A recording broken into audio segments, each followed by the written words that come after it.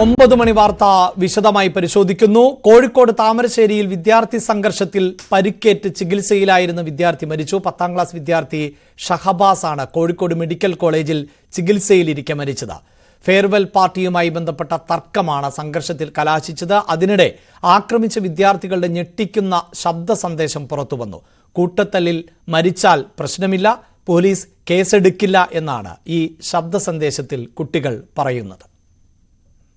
പിന്നെ ഫഹദേ, ഞാനൊരു കാര്യം പറഞ്ഞു, ഷാബാസിനെ ഞാൻ കൊല്ലുന്നു. അത് ഞാൻ പറഞ്ഞു അവൻ്റെ കണ്ണൊന്ന് പോയോ കിട്ടോ? ഈ കണ്ണൊന്നും ഇല്ലോ. സൂര്യേ, എൻ്റെ വാപ്പ വിളിച്ചിരുന്നു, എൻ്റെ ഫുള്ളാ കൂട്ടത്തല് മരിച്ചു കഴിഞ്ഞാലും വലിയ വിഷയമൊന്നും കേസെടുക്കുമല്ലോ പോലീസ്. കാരണം ഓരോ ഇങ്ങോട്ട് വന്നത് അവിടെ കേസ് ഉണ്ടാവില്ല, കേസ് തള്ളി പോകും. കാരണം ഓരോ ഇങ്ങോട്ട് വന്നത് അതിന് ഇവരൊന്നും ഇല്ല വെച്ചാൽ ആഫീനല്ല വെച്ചത്. 2 ദിവസം കേട്ട, അത് മാത്രമല്ല.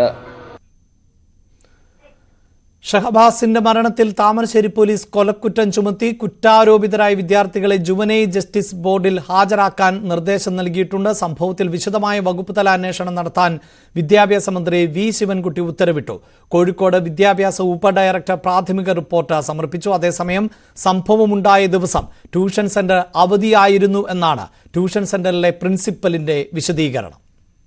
അപ്പോൾ നമ്മുടെ സ്ഥാപനത്തിൽ ഫെയർവെൽ പാർട്ടിക്കിടെ ഒരു 2 വിഭാഗം സ്കൂളുകൾ തമ്മിൽ ഉണ്ടായിട്ടുള്ള ചെറിയൊരു സംഘർഷത്തിൻ്റെ ഭാഗമായിട്ടാണ് ഇത്തരത്തിലുള്ള ഇത്തരത്തിലുള്ള ക്രമം നമ്മൾ അറിയാൻ സാധിച്ചിട്ടുണ്ട്.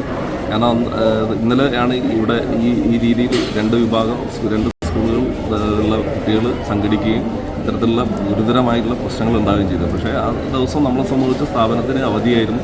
നമ്മളാരും തന്നെ ഇവിടെ ഇല്ലാത്തൊരവസ്ഥയായിരുന്നു. എന്നെ സംബന്ധിച്ച് ഞാൻ കോയമ്പത്തൂരായിരുന്നു. അതുപോലെ തന്നെ പല ഭാഗങ്ങളിലായിരുന്നു. കാരണം ആ ദിവസം അതുകൊണ്ട് തന്നെ ഈ ഭാഗങ്ങളിലേക്ക് നമ്മൾ വന്നിട്ടില്ലായിരുന്നു. പക്ഷേ പെട്ടെന്നാണ് ഇവിടുന്ന് നാട്ടുകാരെ അറിയിച്ചതിൻ്റെ ഭാഗമായിട്ടാണ് ഇത്തരത്തിലുള്ളൊരു വലിയ സംഘർഷം ഇവിടെ ഉണ്ടായി. ഒരാൾക്ക് ഗുരുതരമായിട്ട് പരിക്കേൽക്കുകയും ചെയ്തിട്ടുണ്ടെന്നുള്ള വിവരം നമ്മൾ അറിയാൻ സാധിച്ചത്.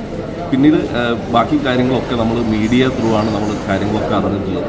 അതിൻ്റെ ഭാഗമായിട്ടാണ് ഇന്നിപ്പോൾ നമ്മളിവിടെ വന്ന് എന്താണ് കാര്യങ്ങളൊക്കെ ഒന്ന് മനസ്സിലാക്കുന്നത്.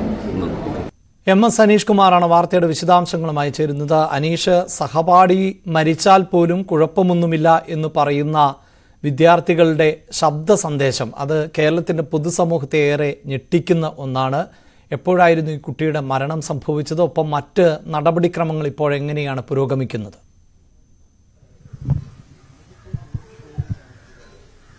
അഭിലാഷ്, ആ ശബ്ദ സന്ദേശങ്ങൾ മാത്രമല്ല മറ്റു പല ശബ്ദ സന്ദേശങ്ങൾ കൂടി നമ്മൾക്ക് ലഭിച്ചിട്ടുണ്ട്. കാരണം ഈ ഒരു ക്രൂരകൃത്യത്തിന്റെ അല്ലെങ്കിൽ ഇത് നടന്ന ശേഷം, ഈ മർദ്ദനം നടന്ന ശേഷം എങ്ങനെയാണ് കുട്ടികൾ പരസ്പരം സംസാരിച്ചത്, എത്തരത്തിലുള്ള ഒരു കൊലവിളിയാണ് പിന്നീട് അവർ വീണ്ടും നടത്തിയതെന്ന് അങ്ങേറ്റം ഞെട്ടിക്കുന്ന, സമൂഹ മനസാക്ഷിയെ തന്നെ ശല്യപ്പെടുത്തുന്ന, അലോസരപ്പെടുത്തുന്ന രീതിയിലുള്ള സംഭാഷണം തന്നെയാണ് ഈ 15ഉം 16ഉം വയസ്സുള്ള കുട്ടികൾ നടത്തിയിരിക്കുന്നത്. ആദ്യം ഈ താമരശ്ശേരിയിലെ ട്യൂഷൻ സെന്ററിലുണ്ടായ ഒരു ചെറിയ ഒരു സംഘർഷം അല്ലെങ്കിൽ ചെറിയൊരു കയ്യേറ്റം, അവിടെ നൃത്തം ചെയ്തപ്പോൾ പാട്ട് നിന്നുപോയതുമായി ബന്ധപ്പെട്ട് ഒരു വിഭാഗം കൂവുന്നു, മറുഭാഗം എതിർക്കുന്നു. അവിടെ വെച്ച് തന്നെ പരസ്പരം അവർ കയ്യേറ്റത്തിലേക്ക് നീങ്ങുന്നു, അതേ അവർ പിടിച്ചു മാറ്റുന്നു. പിന്നീട് ഇതിന്റെ തുടർച്ചയായി ഈ സമൂഹ മാധ്യമ ഗ്രൂപ്പിൽ, പ്രത്യേകിച്ചും ഇൻസ്റ്റാ ഗ്രൂപ്പൊക്കെ ഉണ്ടാക്കി പരസ്പരം പോരടിക്കുന്നതും എന്ത് ചെയ്യണം എന്നത് സംബന്ധിച്ച ഗൂഢാലോചനകൾ നടക്കുന്നതിന്റെ ദൃശ്യങ്ങളും അതിന്റെ ശബ്ദ സന്ദേശങ്ങളൊക്കെയാണ് നമ്മൾ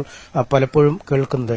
അതീവ ഗുരുതരമായി പരിക്ക് പറ്റിയ ആ കുട്ടി ഈ വീട്ടിലേക്ക്, ഇതൊരു വാടക വീടാണ്, തറവാട് വീടിന്റെ പണി നടന്നുകൊണ്ടിരിക്കുകയാണ്. 4 കുട്ടികളാണ് ഈ വീട്ടിലുള്ളത്. അവർ ഇവിടെ കുറച്ച് നാളുകളായി ജീവിച്ചു വരികയുമാണ്. ഇതിന് സമീപത്തുള്ള ഒരു വീടിന്റെ സിറ്റൌട്ടിലേക്കാണ് കുഴഞ്ഞു ഇരിക്കുന്ന ഷഹബാസിനെയാണ് കണ്ടത്. അതിനുശേഷം അവരിവിടേക്ക് എത്തിക്കുകയും വീട്ടിലെത്തിയ ശേഷവും പിന്നീട് കുട്ടിയുടെ ആരോഗ്യനില അങ്ങേയറ്റം വഷളാവുന്നു. തീരെ ചലിക്കാൻ പോലും കഴിയാത്ത അവസ്ഥയിലേക്ക് നീങ്ങുന്നു. പിന്നീട് താമരശ്ശേരി താലൂക്ക് ആശുപത്രിയിലേക്ക് കുട്ടിയെ കൊണ്ടുപോകുന്നു. അവിടെ നിന്നും കോഴിക്കോട് മെഡിക്കൽ കോളേജ് ആശുപത്രിയിലേക്ക് കൊണ്ടുപോകുന്നു. മെഡിക്കൽ കോളേജ് ആശുപത്രിയിലേക്ക് എത്തിയപ്പോഴും ആരോഗ്യനില അങ്ങേയറ്റം വഷളായ ഒരു സാഹചര്യമായിരുന്നു.